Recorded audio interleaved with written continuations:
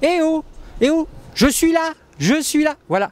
Bonjour, on est au MIPCOM à Cannes, ça se voit, non? La mer, les bateaux, il y a un temps absolument superbe. Il y a HBO évidemment qui est là. Mais on va justement parler du MIPCOM pour le dernier jour de notre présence ici. Vous avez déjà vu un petit peu d'image du tapis rouge organisé cette année par les gens du MIPCOM, ce qui prouve justement que ce marché international des programmes de télévision commence à se glamouriser un petit peu, ce que j'arrête pas de dire, parce que de plus en plus de stars viennent, et parce que justement c'est très bien pour certains journalistes, les meilleurs, c'est mon regard, de pouvoir justement avoir accès à ces vedettes. Alors, le MIPCOM cette année, c'était quoi? C'était justement un retour un peu au boulot. Visiblement, tout le monde se remet au travail. Ça ne veut pas dire que la crise est terminée, ça ne veut pas dire que les problèmes financiers ont disparu. Ça veut simplement dire, à notre sens, et c'est un petit peu l'avis de tous les gens qu'on a pu rencontrer ici, que visiblement tout le monde se remet au boulot. Les coproductions sont à nouveau en route. Les Américains sont là en masse pour justement vanter leurs séries qui ont été achetées ou qui doivent être poursuivies, dont les deals, dont les contrats doivent être finalisés encore une fois. Il y avait les gens, il y avait deux personnes de The Event qui étaient là, dont Laura Inès, qui donnait très peu d'idées, mais qui était là pour un peu servir de tête de gondole, quoi, vendre sa série et dire oui, mais vous inquiétez pas, c'est un mystérie, ça va se développer encore mieux. Alors que le troisième épisode de la série baissait encore d'audience aux États-Unis au même moment.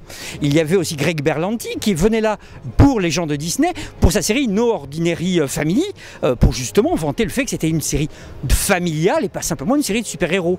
Et puis il y avait nos amis de Warner. Alors tenez, venez voir un petit peu. Vous voyez là-bas les drapeaux là-bas?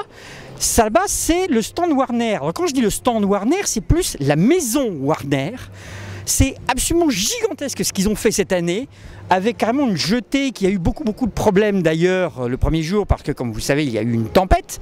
Mais c'est un endroit énorme, gigantesque, très glamour. Le président de la Warner est au bout de l'acheter, il invite les meilleurs clients à faire un voyage en bateau. Enfin bon, bref.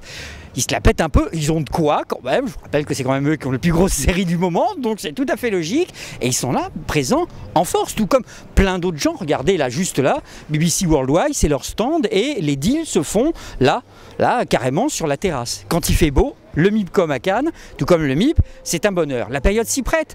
Non seulement certaines boîtes mettent en avant vraiment leurs séries phares pour convaincre les gens de les acheter, et beaucoup de coproductions internationales se font ici. Certaines qui n'ont pas obligatoirement besoin des États-Unis. On a rencontré les gens qui font Camelot, la Camelote, je ne sais pas comment prononcer, parce que justement ça fait trop penser à la fiction d'Astier.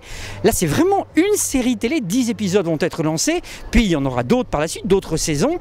Une grosse production, vraiment la légende du roi Arthur en tant que tel, avec une flopée d'acteurs internationaux particulièrement intéressants. Donc tout ça est en cours de production. Les Borgia, la version Canal+, est ici pour essayer d'avoir des acheteurs internationaux.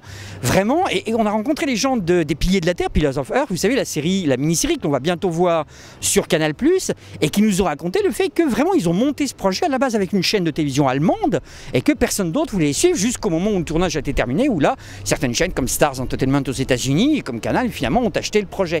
Donc tout le monde est un peu au boulot ici, ça remarche de plus belle. La fiction tient toujours la rampe. Il y a bien évidemment pas uniquement de la fiction télé ici, il y a aussi des documentaires, il y a aussi bien évidemment des séries animées, il y a des formats aussi qui sont là. Mais visiblement, tout le monde est en plein boulot. Donc ça a été vraiment un très bon MIPCOM. Plein de choses se font. Je vous ai un peu brossé le portrait là comme ça en vraiment quelques minutes. Je pense que dans les semaines à venir, vous allez avoir des interviews, certaines interviews que l'on a fait, des rencontres avec des producteurs. Et visiblement, les choses se passent très bien au niveau de la fiction télé. Donc, rendez-vous au prochain blog, peut-être aussi au prochain MIP, mais là, ça sera au mois d'avril. Et en tout cas, rendez-vous au prochain blog.